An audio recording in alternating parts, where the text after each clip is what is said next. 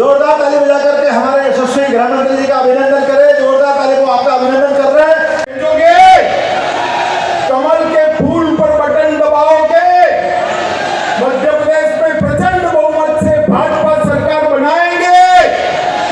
2024 में मोदी जी को फिर से प्रधानमंत्री बनाएंगे। तो मेरे साथ दोनों हाथ उठाइए। भारत भर के सभी लोगों के लिए आस्था का केंद्र यही जगह है जहां से वेद काल से भारत के संध्या पूजन का समय तय होता है। वीर विक्रम की बातों से पूरा देश का बच्चा बच्चा राजा विक्रम के ज्ञान और पराक्रम से जानकार है। ये महाकवि कालिदास की भूमि है।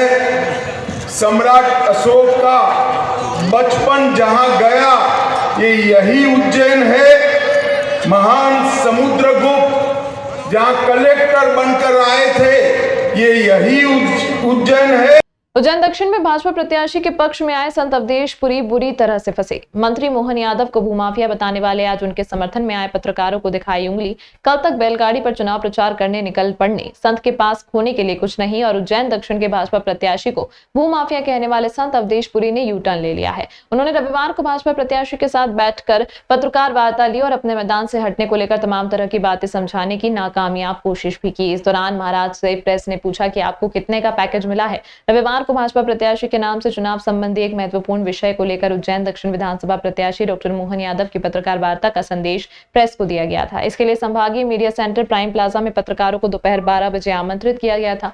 प्रेस वार्ता में चुनाव संबंधी महत्वपूर्ण विषय जब सामने आया तो पत्रकार भौचक रह गए। कल तक स्वास्तिक पीठ के पीठाधीश्वर अवधेश पुरी महाराज चुनाव में भाजपा की ओर से महत्व न मिलने को लेकर आक्रोशित होकर भाजपा राज में शिप्रा की दुर्दशा के साथ भाजपा प्रत्याशी को भूमाफिया बता रहे थे।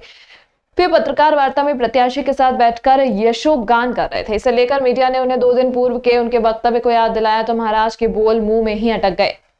मीडिया ने यहाँ तक कहा कि अब आप पर मीडिया कभी भरोसा नहीं करेगा। आपने जिस तरह का रूप दिखाया है वह संतों पर विश्वास को खोने वाला ही है। पत्रकारों ने यहाँ तक कहा कि महाराज आपको कितने का पैकेज मिला है। मीडिया ने महाराज के बहिष्कार की बात भी कही। हालत यह हो गई कि मीडिया के सवालों से घबराकर भाजपा प्रत्याशी एवं महाराज को प्रेस कॉन्फ्रेंस को खत्म कर भागना पड़ा। मीडिया आपके साथ में कभी खड़ी नहीं होगी, अभी खड़ी नहीं होगी आपसे।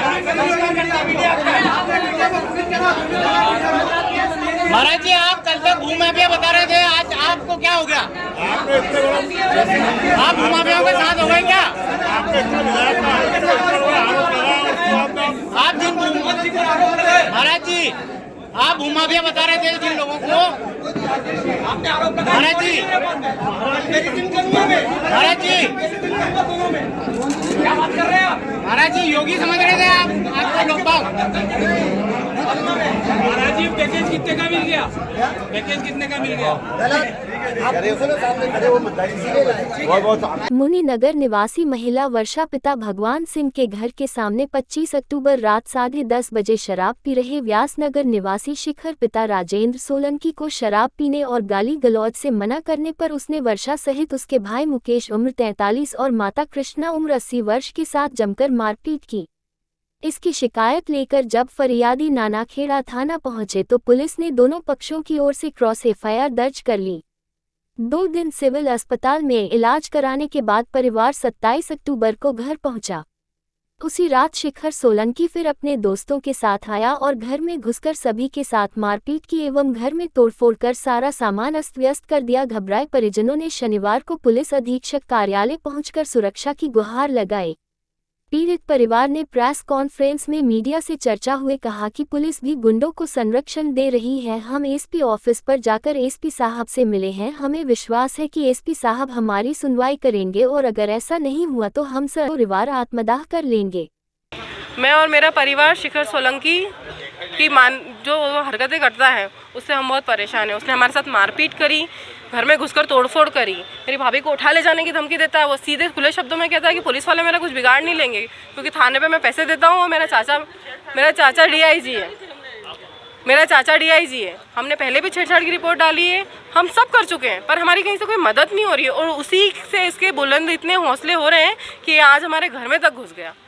हम कहाँ जाएं, आप ये बताइए। उसने खुले शब्दों में मुझे, मैं क्या कहूँ भैया, इज्जत क्या कहूँ मैं, बलात्कार शब्द कहूँ या इज्जत लूटने का शब्द कहूँ या क्या कहूँ, कि कहा है कि मैं तेरी माँ और तेरी और इनकी और सबकी इज्जत लूटूंगा रोड पे।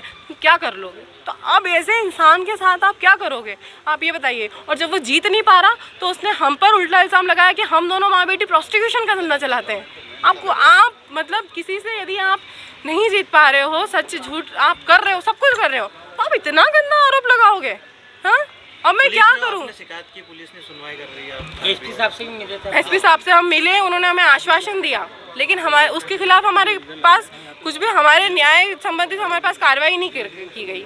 अब मेरे पास सिर्फ एक ही है कि या तो मैं वहाँ से घर छोड़ के चली जाऊँ, उससे दब जाऊँ, या मैं आत्महत्या कर लूँ मेरे परिवार के साथ। और मैं ये आत्महत्या प्रशासन के सामने ही करना चाहूँगी, क्योंकि रोज़ वहाँ मरने से तो अच्छा है कि प्रशासन के सामने मर जाए हम लोग। शिखर सोलंकी पिता राजेंद्र सोलंकी, जो कि पटवारी के पद पर पदस्थ हैं, और उनके जो भाई हैं, जो इसके शिखर सोलंकी के चाचा लगते हैं, वो डीआईजी के पद पे पदस्थ हैं, जिनका नाम श्री चंद्रशेखर सोलंकी है। लोकमान्य तिलक स्कूल से शुरू हुआ मातृ शक्ति का पद संचलन। हाथों में दंड लेकर घोषवादक के साथ सैकड़ों की संख्या में शामिल हुई महिला व लड़कियां।